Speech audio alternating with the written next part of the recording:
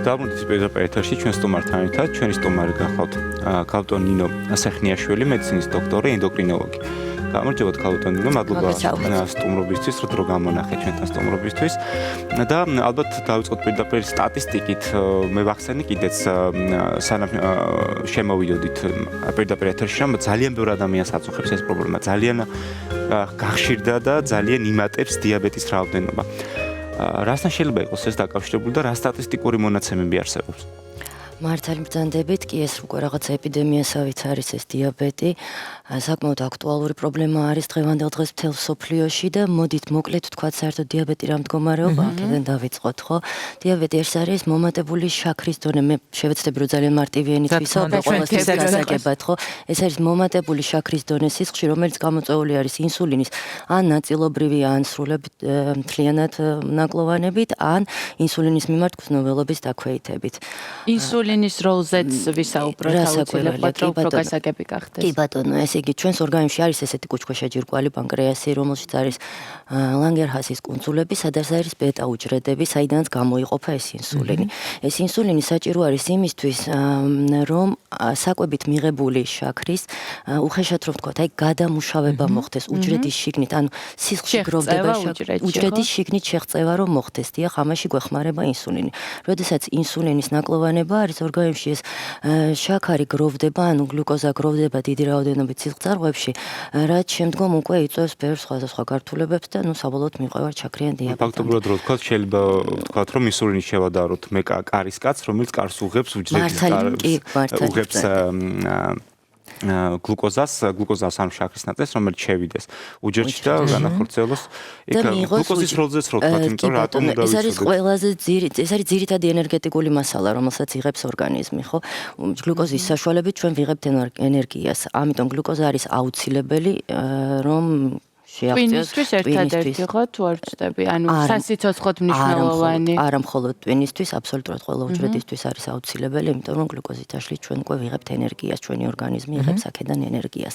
ეხლა რა ხდება? თვითონ დიაბეტი არის სხვადასხვა ტიპის, მოდით ამასაც შევეხოთ, არის პირველი ტიპი დიაბეტი, ტიპი 1 დიაბეტი, არის ტიპი 2 დიაბეტი, არის გესტაციური დიაბეტი, რომელიც ორსულობაში ვლინდება. ეს არის ახასიათებს ორსულობის მდგომარეობას? ორსულობაში ვლინდება დიაბეტი კი, მაგრამ შეიძლება ორსულობის დამთავრებასთან ერთად აი მან თავისით გაიაროს, მაგრამ როგორც წესი 10-15 წლის მერე მაინც დიაბეტი თავს იჩენს ხოლმე თუ ორსულობის. ანუ შეიძლება ორსულობის პერიოდის შემდეგ რაღაცა პერიოდი აღარ გქონდეს და იყოს აბსოლუტურად ნორმალური მდგომარეობა, მაგრამ შემდეგ 10-15 წლის მერე შეიძლება ისევე თავი იჩინოს.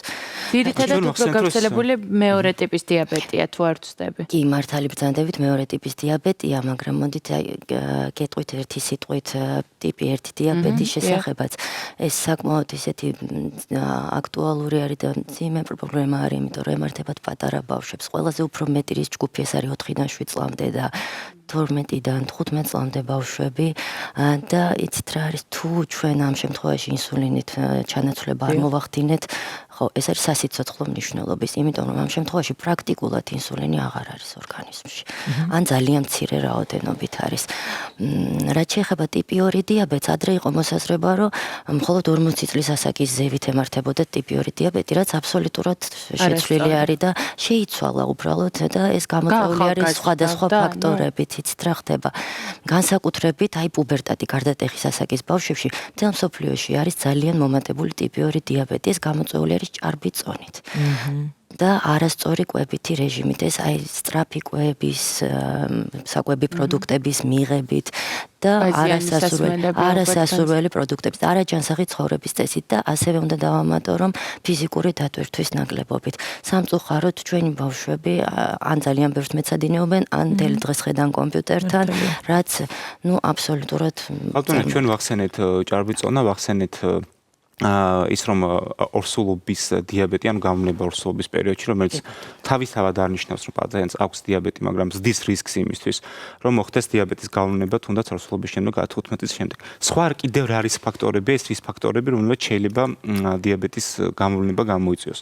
ამ შემთხვევაში გენეტიკას მე მგონი დიდი მნიშვნელობა პირველ აქვს. რიგში ეს არის გენეტიკა, ეს არის მემკვიდრეობითი დატვირთვა, თუ რომელიმე ოჯახის წევრს აქვს დიაბეტი, ან ორივეს ერთად აქვს, რასაკვირველი პროცენტული მაჩვენებელი უფრო იმატებს. მე მგონი განსხვავებაა იმაში, თუ რომელ მხარეს არის, მე მგონი დედის მხრიდან უფრო ხშირად მემკვიდრეობს დიაბეტი. თუ ეს იცით რა, არა, ესე ვერ ვიტყვი დაზუსტებით, მაგრამ რასაკვირველია გენეტიკა ძალიან დიდი მნიშვნელობა. აი, ორსულობის დროს გამოვლენილი დიაბეტის შემთხვევაში ხო არ არის უფრო მეტი საფრთხე, რომ ბავშვს თქვათ დაბადების შემდეგ აღმოაჩნდეს, თუ ამას არ აქვს მნიშვნელობა. არა, მაგას არ აქვს მნიშვნელობა, არა მნიშვნელობა ყველაფერს აქვს, მაგრამ ამ შემთხვევაში თუ დედა არის და იქ მონიტორინგი ხდება და სწორედ მართვა ხდება იმ გლიკემიის, რასაკვირველი არის. ნუ გენეტიკა არის ყველაფერში, გენეტიკა არის მთავარი, თუ მემკვიდრეობა არის დატვირთული, იმ შემთხვევაში ჩვენ უნდა აუცილებლად, ეხა პირველი ტიპის დიაბეტის დროს ვერ გეტყვით, რომ რაიმე პრევენციული ღონისძიების მიღება საშუალება აბსოლუტურად უძლურები ვართ სამწუხაროდ, იმიტომ რომ გარდა იმისა, რომ მემკვიდრეობა შეიძლება იყოს დატვირთული აქ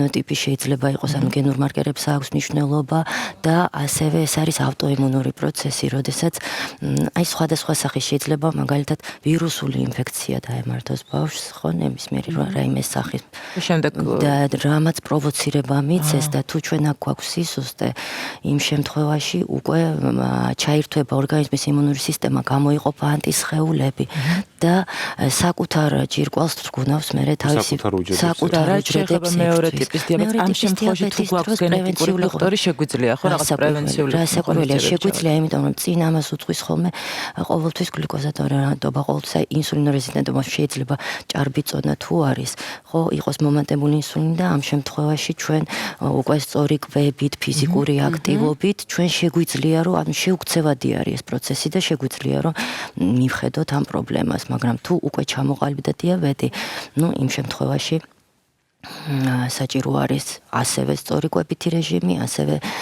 ტაბლეტოთერაპია და აი ცით რა არის საინტერესო, შეიძლება ერთ შეკითხვას დავსვამ, შეიძლება დიაბეტის მკურნალობა მედიკამენტების გარეშე, ანუ სწორი კვებით, ცხოვრების სწორი რეჟიმით და წესით დავარეგულიროთ. აჩნია მდგომარეობას პირველი ტიპის დიაბეტის დროს მედიკამენტები, ინსულინოთერაპია, როგორც გითხარით, არის აუცილებელი და არის სასიცოცხლო მნიშვნელობის, მაგრამ შეიძლება დიაბეტის გამოვლენიდან რაღაცა პერიოდის შემდგომ ამას დიაბეტიკის თაფლობისთვის უწოდებენ, საერთოდ არ დაჭირდეს ინსულინის მიღება ბავშვს, მაგრამ როგორც წესი, 1 წელი მაქსიმუმ 2 წლის შემდეგ ისევე საჭირო ხდება ხოლმე ინსულინოთერაპია. პერიოდი შეიძლება მიიღოს, მერე ისევ შეწყვიტოს. არა, ეს თავიდან ახალ გამოვლენილ დიაბეტის შემთხვევაში ხდება, მხოლოდ ესე. რაც შეეხება ტიპი 2 დიაბეტს, შეიძლება რომ ტაბლეტოთერაპიის გარეშე ჩვენ მხოლოდ ფიზიკური აქტივობებით კი და სწორი კვებითი რეჟიმით დავარეგულიროთ. შეიძლება, მაგრამ ესეც ინდივიდუალური არის და ზოგ შემთხვევაში არის შესაძლებლობა ამისი, ზოგ შემთხვევაში არ არის ამის. რა არის ხოლმე სიმპტომები, რასაც პაციენტები ყველაზე უფრო ხშირად უჩივიან დიაბეტის დროს და რას უნდა მიექციონ განსაკუთრებული ყურადღება? პირველი ნიშანი ეს არის ხშირი პოლიური, ანუ ხშირი შარდვა, პოლიდიფსია, ხშირი წყლისმა, ანუ პირის სიმშრალე აქვს, წყლისმა უნდება წონაში კლება, განსაკუთრებით მწვავედ ბავშვებში ძალიან სწრაფად და მწვავედ ვლინდება ეს და ბავშვების შემთხვევაში ალბათ ბევრად უფრო რთულია დასვა დიაგნოზი, იმიტომ რომ რთულია მიგახვედროს ბავშვმა. აი მაგასაც გეტყვით, სამწუხაროდ არის ხოლმე შეცდომები, ეს თანსდევს რაღაც ინფექციურ დაავადებას, ამის შემდეგ ვლინდება ხოლმე როგორც წესი თვლიან რომ ეს არის ამ დაავადების გართულება და ხდება გადასხმები გლუკოზით დატვირთვა და ეს ბავშვები უკვე კეტოაციდოზური კომით მიყავთ ხოლმე საავადმყოფოში, როდესაც არის ახლად გამოვლენილი დიაბეტი ბავშვებში. და აი სიმპტომებს რო დაუბრუნდეთ, ანუ ეს ვახსენეთ ხშირი შარდვა, ვახსენეთ წყლის მიღების ხშირი მიღება. გარდა ამისა, რა სიმპტომები შეიძლება ჰქონდეს პაციენტებს? რაღაც მახსოვს საკუთარი ტრეინინგიდან რომ ძალიან ხშირია ხოლმე დიაბეტის მქონე პაციენტებში განსაკუთრებით ჩირგოვანი გამონაყარის არსებობა, რომელიც შეიძლება ერთ-ერთი სიმპტომი იყოს ხოლმე. და შემდეგ რთულად შეხორცება. მაღალი შაქრის ფონზე კი აბსოლუტურად მართალი ბრძანდებით შეიძლება იყოს ქავილი, შეიძლება იყოს საშარდე გზების ხშირი ინფექციები. ანუ ეს ყველაფერი გამოწვეული არის მაღალი შაქრის. შიმშილის განსაკუთრებული შეგრძნება გამძაფრებული, ასე ვთქვათ. ესეც შეიძლება ჩავთვალოთ ერთ-ერთი სიმპტომი. ესეც შეიძლება ჩავთვალოთ, როდესაც არის ინსულინორეზისტენტობა და მომატებული არის ინსულინი განსაკუთრებით ჭარბწონიან ადამიანებში, მათ ძალიან ხშირად უნდებათ საკვების მიღება. ტკბილის უმეტეს შემთხვევაში. აი მეორე ტიპის და პირველი ტიპის დიაბეტის სიმპტომები რამდენად განსხვავდება ერთმანეთისგან თუ სიმპტომების მიხედვით? არა, კლინიკური გამოვლინება ერთნაირი არის. ასაკის მიუხედავადაც. კლინიკური გამოვლინება არის ერთნაირი, უბრალოდ ნოზოლოგიურად აბსოლუტურად განსხვავებული მდგომარეობა იმ შემთხვევაში ჩვენ ინსულინი ან პრაქტიკულად არ გვაქვს, ან ნაწილობრივ არის დეფიციტი ინსულინის, ხოლო მეორე შემთხვევაში შეიძლება ნორმალური იყოს ტიპი 2 დიაბეტის დროს, ან პირიქით მოჭარბებული რაოდენობით ქონდეს. ჩვენ სტატისტიკაზე ვისაუბრეთ და საინტერესოა ამ შემთხვევაში ქალებს და მამაკაცებს შორის როგორ არის გადანაწილებული დიაბეტი, უფრო ხშირად ქალებში გვხვდება თუ მამაკაცებში, თუ მსგავსი დაყოფა ამ შემთხვევაში არის ნებასწორი. არის კი, როგორ არ არის, უფრო მეტად მაინც ქალებში. ისევ ქალებში. მე ყველა დაავადებაზე თითქმის ესე არის. უფრო რისკ ფაქტორი არის ქალი. ჩვენ ვახსენეთ რომ სულთა დიაბეტი ალბათ რომელიც მამაკაცებს ნაკლებად დაემართებათ ხო და დაუბრუნდეთ ისევ ჩვენ რისკ ფაქტორებს და ძალიან ხშირად არის ხოლმე ხშირად ალბათ ოჯახებში ამბობენ ხოლმე ბავშვებს ეუბნებიან განსაკუთრებით ამას ბევრი ტკბილი არ ჭამოთ თორე შაქარი დაგემართება დიაბეტი დაგემართება ეს ლეგენდა თუ შეიძლება იყოს კლება ერთ-ერთი გამომწვევი ფაქტორი დიაბეტის განვითარების იცით რა არის გამომწვევი ფაქტორი ნამდვილად არ არის შეიძლება ხელშემწყობი იყოს თუ იქ წინასწარ განწყობა არის მაგრამ ძალიან ბევრია ბავშვი არის რომლებიც მიირთმევენ ტკბილეულსაც კამფეტსაც მაგრამ მათ დიაბეტი არ ემართებათ ხო ანუ აქ არის კიდევ ერთხელ ვიმეორებ ეს არის მემკვიდრეობითი წინასწარ განწყობა ეს არის ის ავტოიმუნური პროცესი რომელიც მიმდინარეობს ორგანიზმში. თუმცა ეს არ ნიშნავს, რომ ყველა პროდუქტს უნდა მიეძალონ, რადგან თქვათ ეს არ არის ჯანსაღი კვება მარტო დიაბეტის, არა ზოგადად ყველა დაავადებაზე აისახება და პრევენციულად. ხარ დიაბეტიკი თუ არ ხარ დიაბეტიკი, ჯანსაღი ცხოვრების წესი აუცილებელი არის. ასე გამიგია და თქვენთან მინდა გადავამოწმო, რომ განსაკუთრებული სტრესს, როდესაც განიცდის ადამიანი, განსაკუთრებული ნერვიულობა შეხვდება, სწორედ ეს შეიძლება გახდეს ალბათ ის მაპროვოცირებელი ხო? კი, მართალი ბრძანდებით ეს არის ერთ-ერთი მაპროვოცირებელი ფაქტორი, რომლის შემდგომაც უკვე ვლინდება ხოლმე. როცა გამოვლინდება ხდება. კი, აი ხომ გითხარით რომ დიაბეტი ერთი ტრიგერული ფაქტორი, ანუ გამშვებია თუ რა როგორ არის გამო ყველა ადამიანს სტრესის შემდეგ ხო არ ემართება? არა, საკურველი, ანუ ისე ვიმეორებ რომ თუ არის აქ წინასწარ განწყობა, თუ არის მემკვიდრეობა დატვირთული, თუ არის იქ რაღაცა გენური მარკერების ცვლილება, ანუ ესე არ ჩაუღრმავდები, იმ შემთხვევაში რასაკვირველია. არის მაღალ კალორიულ საკვებს გემრიელი კი არის. გემრიელი კი არის, მაგრამ რომელიც არის გამომწვევი სიმსუქნის და სიმსუქნე ერთ-ერთი რისკ ფაქტორია, ამიტომ ალბათ სიმსუქნე კი გარკვეულწილად ჯანსაღი ცხოვრების წესი და ალბათ კალორიების შეზღუდვა. დიაბეტიკი თუ არ ხარ დიაბეტიკი, აუცილებლად უნდა დავიცვათ ჯანმრთელი ცხოვრების წესი. ეს არის ზომიერი ფიზიკური აქტივობა, ეს არის ჯანსაღი კვება. ჩვენ ესეთ სიმპტომები ჩამოთვალეთ, რომლებიც ძალიან ხშირად არ არის ხოლმე საკმარისი იმისთვის, რომ დავსვათ დიაგნოზი. კიდევ რა ტესტებს გულისხმობს დიაგნოზის დასმევით, რომ პაციენტს ეს არის ლაბორატორიული დიაგნოზის ლაბორატორიული, როდესაც რასაკვირველი, ეს არის ანალიზი, რომელიც კეთდება, ეს არის გლიკემიის მაჩვენებლების განსაზღვრა, ეს არის გლიკოზირებული ჰემოგლობინი, რომელიც კეთდება, თუ დიაბეტიკი არის პაციენტი, უკვე კეთდება 3 თვეში ერთხელ, რაც გვაჩვენებს საშუალო სისხლის შაქრის მაჩვენებლის რაოდენობას. ეს არის ძალიან ბევრი ლაბორატორიული კვლევა, რომელიც ტარდება, ანუ გლუკოზოტოლერანტობა დატვირთვა გლუკოზით ხდება. უზმოდ განისაზღვრება სისხლის შაქრის რაოდენობა, შემდგომ ჭამიდან 2 საათის შემდეგ ჭარბიწონის შემთხვევაში ინსულინი აუცილებლად უნდა განისაზღვროს, ან მთელი რიგი ლაბორატორიული კვლევები, რომელიც უნდა განისაზღვროს. ბატონო, დღესდღეობით საქართველოში რა მდგომარეობა, ან ოჯახის ექიმის ინსტიტუტის განვითარებასთან დაკავშირებით მაინტერესებს ეს კითხვა. სხვათა შემდეგნაირად, ვინ არის ის სპეციალობის ექიმი, ვინც უნდა დასვას შაქრიანი დიაბეტის დიაგნოზი? შეუძლიათ რომ ოჯახის ექიმს გავსი დიაგნოზის დასმა. რასაკვირველი შეუძლია კი რა აუცილებლად უნდა დასვას, რომ შემდგომში რაღაცა გართულებები არ მიიღო, დროულად უნდა დაისვას. აი ბავშვებში ხო სწრაფად ვლინდება და როგორც წესი ამის პრევენცია წარმოუდგენელია და ამიტომ წინასწარ ახლა ჩვენ ვერაფერს ვერ ვიზავთ, მაგრამ მოზრდილებში, როდესაც ტიპი 2 დიაბეტი არის, ხო, ის როცა გამოვლინდება, ის შეიძლება მანამდე ლატენტურად მიმდინარეობდეს სუბკლინიკურად და რამოდენიმე წლის განმავლობაში შეიძლება ქონდეს ადამიანს ეს დიაბეტი და შემდგომ იჩინოს ამან თავი. ამიტომ რასაკვირველი ოჯახის ექიმაც უნდა შეძლოს ამ დიაგნოზის დასმა, მაგრამ ნუ არის სპეციალიზირებული ენდოკრინული განყოფილებები, სადაც მიმართავს პაციენტი და თუ სიმპტომატიკა არის მის გამო რომ გამბოლო დროს ძალიან ხშირად იწყება ხოლმე კომპეტენციების გადანაწილებაზე საუბარი სამედიცინო სფეროში და ამიტომ გეკითხებით ამას. მაგრამ ალბათ ჯობია მაინც სპეციალიზებული კლინიკაში მოხდეს ჯობია, მაგრამ ეჭვის შეიძლება შეიტანოს ნებისმიერმა პროფილის ექიმმა და შემდგომ უკვე მიმართავს. დიაგნოსტიკური შეცდომები ზოგ შემთხვევაში რაც შეიძლება სავალოთაც დასრულდეს განსაკუთრებით ბავშვების შემთხვევაში. ეს ხშირი არ არის რასაკვირველია, მაგრამ ყოფილა ასეთი შემთხვევები. ალბათ მაინც პაციენტებს ჯობია ურჩიოთ დიაბეტზე შემთხვევაში მიმართონ ენდოკრინოლოგებს.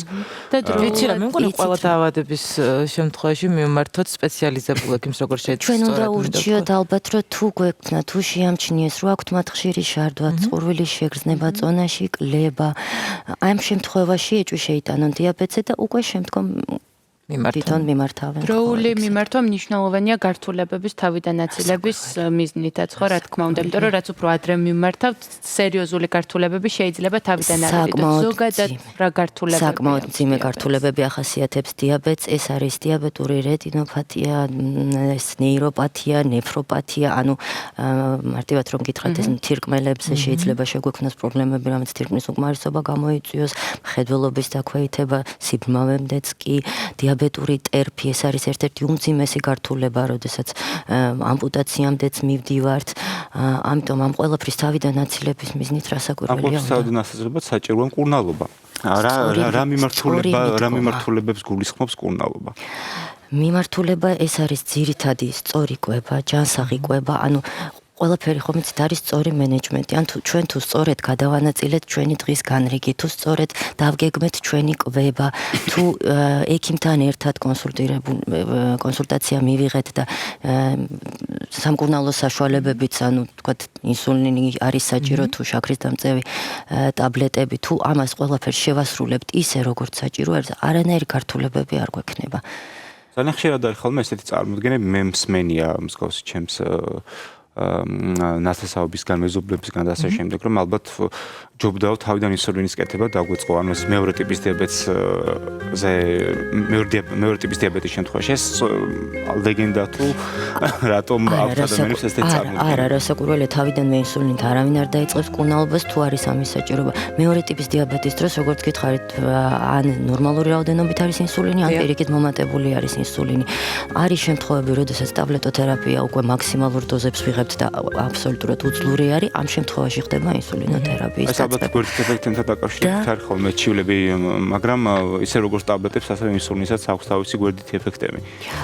იცით რა არის ეს ინსულინი, ეს ადრე იყო ღორის ინსულინი, რომელსაც ძალიან ბევრი გვერდითი ეფექტი ჰქონდა. ეხლა არის ადამიანის ანალოგი ინსულინი, რომელსაც აბსოლუტურად არანაირი გვერდითი ეფექტი და არანაირი გართულება. გართულება ის არის, რომ თუ ჩვენ არასწორად გავიკეთებთ დოზირებას, ზედმეტი მოგვივა, იმ შემთხვევაში შეიძლება ჰიპოგლიკემია და ანუ შაქრის ვარდნა გამოიწვიოს პირიქით. თუ ჩვენ კვებით რეჟიმს დავარღვევთ ინსულინის მიღების შემდგომ, ინსულინს აქვს, ანუ როდესაც იწყებს თავის მოქმედების მექანიზმი, უნდა მივირთვათ ცოტა ხანში, შემდგომ მას აქვს პიკი რაღაც პერიოდის მერე, რასაც დამატებითი კვება ჭირდება. თუ ჩვენ ამას ყველაფერს შევასრულებთ, არანაირი გართულება არ გვექნება. ადამიანი უკვე იმდენად ეჩვევა ალბათ ამ ყველაფერს, რომ მისთვის ბუნებრივი ხდება ზუსტად ეს განრიგი, როდის უნდა მიირთვას იმისთვის, რომ ამ გვერდით მომავლენებმა არ შეაწუხოს. მართალია. პაციენტებს უნდა დავთვალოთ მსგავს სიმპტომების განვითარების შემთხვევაში, როგორც არის ხშირი წყლის ხმა, ხშირი შარდვა, წონაში კლება, აუცილებლად მიმართეთ ექიმს, აუცილებლად მიმართეთ. უმჯობესია მიმართოთ ენდოკრინოლოგს, რომ მოხდეს თქვენი დიაგნოზის სწორად დასმა და მოხდეს სწორად მკურნალობა, რომ ძალიან ბევრი გართულება, რომელიც ბევრი კვეთში ჩამოვთვალეთ. ის მქონე ბავშვებმაც აუცილებლად მშობლებმა უნდა მიიყვანონ ბავშვები. ეს გართულებები ავირიდოთ თავიდან, მაგრამ როდესაც დგება ხოლმე გართულებები, ამ გართულებებსაც ჭირდება ხოლმე მენეჯმენტი და ჩვენ შემდეგ ბლოკში ერთ-ერთ გართულებაზე ვისაუბრებთ დიაბეტის, ერთ-ერთ ყველაზე უფრო ხშირ გართულებაზე, როგორც არის დიაბეტური თვალი, ან დიაბეტური რეტინოპათიაზე ვექნება. ძალიან დიდი მადლობა ამოწურავი პასუხებისთვის, რჩევებისთვის, პაციენტებისთვის. შევისვენოთ რამდენიმე წუთი. დაუბრუნდებით. და დაუბრუნდებით რეკლამის შემდეგ.